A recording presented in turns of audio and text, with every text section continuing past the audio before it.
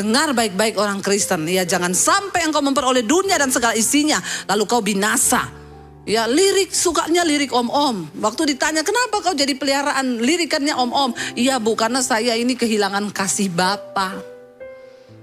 Jadi saya cari kasih Bapa, ketemu kasih om. Bertobat ya, jangan sampai. Akhirnya saudara, dia bilang gitu, wah enak ya. Lalu dia mulai tanya sama bosnya. Tadinya dia kan tukang kirim. Dia yang nganter saudara. Packing nganter. Dia bilang, Pak, saya bisa nggak ikut jualan? Ya udah, kamu mau ambil boleh, coba sedikit-sedikit. Dia ambil sedikit-sedikit, lalu dia mulai punya langganan. Mulai sedikit-sedikit jadi besar. Ketika memang dia nggak kenal Yesus karena dia bukan agama Kristen, orang tuanya tidak beragama Kristen. Satu kali ketika dia sudah punya semuanya, dia punya mobil, punya rumah, teman SD-nya datang, sudah jadi pendeta teman SD-nya, teman SMP-nya. Dia bilang, saya datang ke sini, saya mau kasih tahu sama kamu, Tuhan itu bicara sama saya, Tuhan mengasihimu, bertobat.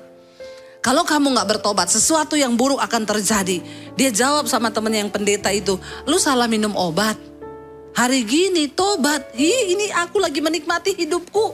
Orang itu tobat itu kalau sudah mau mati, udah tua baru tobat. Sombong, dia pikir dia punya hidup. Gak lama setelah itu dia tolak pendeta ini, dia ketangkep polisi. Masuk penjara. Karena masih punya uang, punya harta, ya dia bilang, beres semua, aku masih ada backingan. Dia keluar, hanya di penjara 4 bulan saja. Dia keluar, setelah keluar tidak jadi lebih baik, semakin jahat. Semakin besar saudara.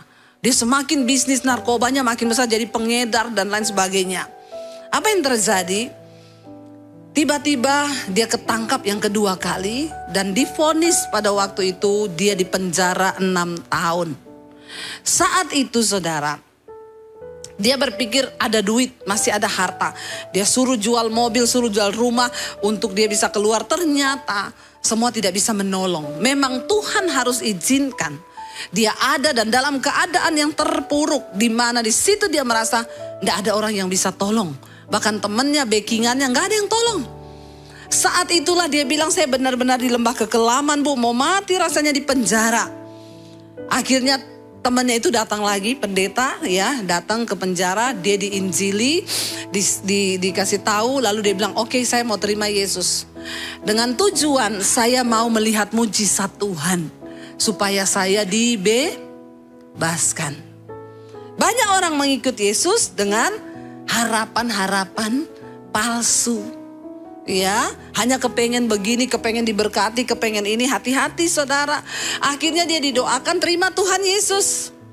Ketika itu saudara dia mulai berdoa. Saya mau tanya, kalau saudara orang di penjara, doa yang pertama kepada Tuhan itu mintanya apa?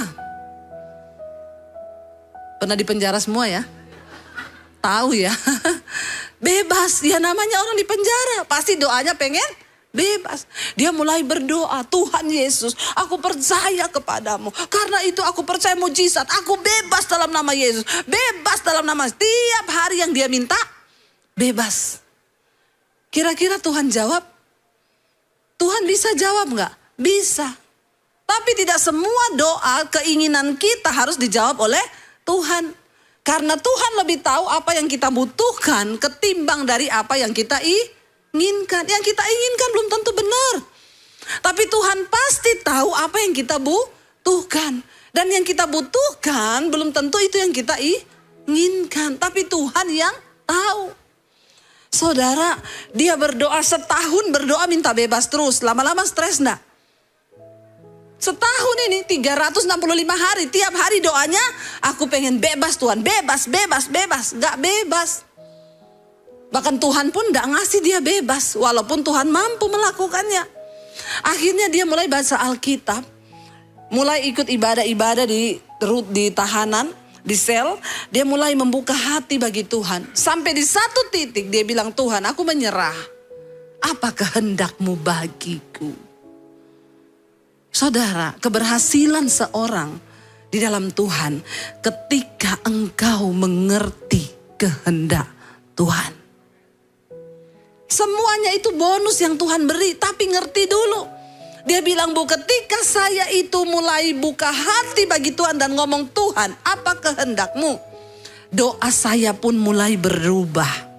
Tadinya saya berdoa bebas, bebas, bebas. Ketika saya mengerti kehendak Tuhan, doa saya mulai begini, Tuhan, kalau Engkau memang mengizinkan aku harus menjalani masa tahananku, maka beri aku kekuatan, damai sejahtera, dan sukacita untuk menjalaninya. Setiap hari doanya begitu. Apa yang terjadi, saudara? Dia di dalam penjara, keadaannya masih sama. Tapi yang berbeda, dia sukacita. Dia damai sejahtera. Dia memperoleh kekuatan yang dia bilang, damai dan sukacita yang saya rasa di penjara melampaui ketika saya ada di diskotik, Bu. Ini loh yang dimaksud. Tuhan mengubah paradigma kita. Sekarang kita baru mengerti kenapa Rasul Paulus berkata, terlebih suka aku berada di dalam penderitaan karena Yesus, dibandingkan dalam kemuliaan ketika aku dulu di dalam dunia.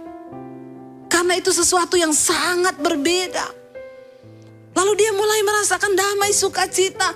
Singkat cerita, dia mulai bertumbuh dalam iman. Lalu Tuhan melakukan perkara. Harusnya dia divonis 6 tahun, dapat bebas bersyarat. Itu hanya 4 tahun dia bebas dari penjara. Ketika dia keluar dari penjara, dia paradigmanya berubah. Dia berhasil mengetahui kehendak Tuhan. Dia keluar dari penjara, dia bilang, Tuhan, aku harus pakai hidupku ini betul-betul untuk memuliakan nama Tuhan saja. Dia akhirnya mulai bertumbuh, ya bahkan dia bilang, ya kayaknya sudah senang di penjara, udah betah, udah mulai betah. Dimanapun Anda, ketika di sana ada Tuhan dan engkau mengerti kehendak Tuhan, maka itu akan menjadi tempat yang istimewa. Saudara, akhirnya dia mulai melayani Tuhan, bersaksi kemana-mana. Dia mulai mengerti firman, dia bilang, saya kerja, Bu. Memang, Bu, penghasilannya tidak sama ketika saya jual narkoba. Tapi dulu waktu saya jual narkoba tidak ada damai sejahtera, apalagi sukacita, yang ada ketakutan, dikejar-kejar. Sekarang, Bu, kerjaan saya biasa. Tapi saya bisa mensyukuri dan berkata, terima kasih Tuhan, semua karena anugerah-Mu. Keberhasilan yang aku raih hari ini, itu hanya karena Tuhan. Apakah dia berhasil di mata Tuhan? Yes, karena dia menemukan kehendak Tuhan. Walaupun dia sudah tidak sekaya dulu. Saudara, orang yang mengerti bahwa hidupnya itu hanya karena kemurahan Tuhan, Rasul Paulus bilang, karena itu kami tidak tawar hati.